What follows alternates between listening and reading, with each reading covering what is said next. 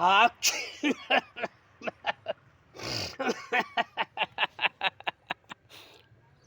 अरे छींक आ रहे हैं, आप बहुत परेशान हो रहे हो। परेशान होने की ज़रूरत नहीं। देखो ये जो है ये पेड़ है, ये काय का, ये अजवाइन का पेड़ है। अजवाइन की पत्तियों को आप जैसे काढ़ा बना करके खाइए, और ये जुकाम जैसे काढ़ा बना करके पिएंगे गर्मा गर्म चाय की, उसमें तुलसी के पत्ते भी डाल सकते हैं, तो ये आपका जुकाम बिल्कुल ही गायब हो जाएगा। इतने परेशान हो रहे हैं और ये बिल्कुल अच्छा है, तो ठीक है, आप खुश हो जाएंगे, ये नाक रगड़ते भूल जाएंगे। और अगर ये वीडियो अच्छा लग रहा है आपको तो लाइक शेयर और कमेंट करें, और चैनल को सब्सक्राइब कर सकते हैं, इतना तो फ़र्ज़ बनता ही है। तो फिर धन्यवाद।